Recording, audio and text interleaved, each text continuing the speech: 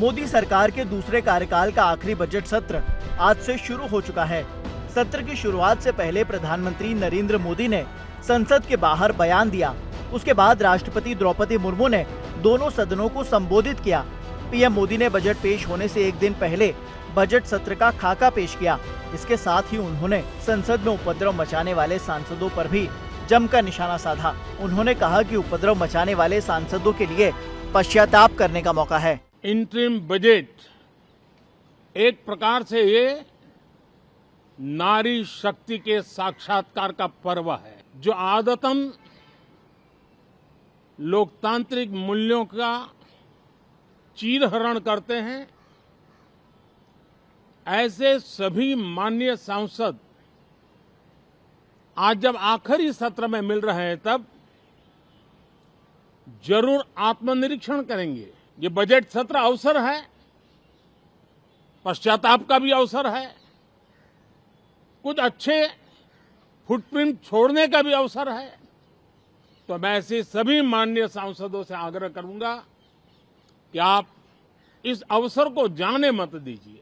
Interim budget एक प्रकार से ये नारी शक्ति के साक्षात्कार का पर्व है। साथियों, मैं आशा करता हूं कि गत 10 वर्ष में जिसको जो रास्ता सूझा, उस प्रकार से संसद में सबने अपना अपना कार्य किया। लेकिन मैं इतना जरूर कहूंगा कि जिनको आदतन हुड़दंग करने का स्वभाव बन गया है, जो आदतन लोकतांत्रिक मूल्यों का चीरहरण करते हैं, ऐसे सभी माननीय सांसद आज जब आखिरी सत्र में मिल रहे हैं, तब जरूर आत्मनिरीक्षण करेंगे कि 10 साल में उन्होंने जो किया। अपने संसदीय क्षेत्र में भी 100 लोगों को पूछ ले, किसी को याद नहीं होगा, किसी को नाम भी पता नहीं होगा जिन्होंने इतना हुड़दंग हो हल्ला किया होगा। लेकिन विरोध का स्वर तीखा क्यों ना हो, आलोचना तीखी से तीखी क्यों ना हो, लेकिन जिसने सदन में उत्तम विचारों से सदन को लाभान्वित किया होगा, उनको बहुत बड़ा वर्ग आज भी याद करता होगा। आने वाले दिनों में भी जब सदन की चर्चाएं कोई देखेगा, तो उनका एक एक शब्द इतिहास की तवारीख बन करके उजागर होगा। और इसलिए जिन्होंने भले विरोध का किया होगा, लेकिन बुद्धि प्रतिभा का दर्शन कराया होगा, देश के सामान्य मानवी के हितों का कंसर्न दिखाया होगा, हमारे खिलाफ तीखे से तीखी प्रतिक्रिया की होगी, उसके बावजूद भी मैं अवश्य मानता हूं कि देश का एक बहुत बड़ा वर्ग,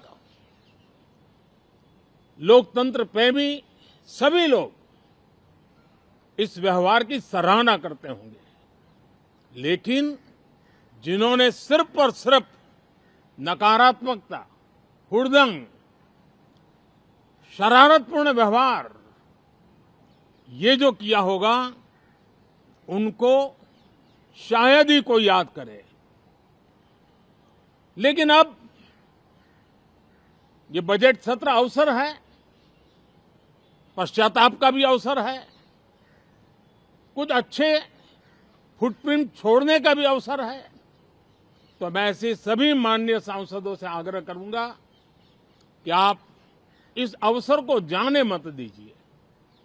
उत्तम से उत्तम परफॉर्म कीजिए, देश हित में उत्तम से उत्तम अपने विचारों का लाभ सदन को दें। और देश को भी उत्साह और उमंग से भर दें। मुझे विश्वास है, आप तो जानते ही हैं कि जब चुनाव का समय निकट होता है तब आमतौर पर पूर्ण बजट नहीं रखा जाता है। हम भी उसी परंपरा का निर्वाह करते हुए पूर्ण बजट नई सरकार बनने के बाद आपके समक्ष लेकर के आएंगे। इस बार एक दिशा निर्देशक बातें लेकर के देश की वित्त मंत्री निर्मला जी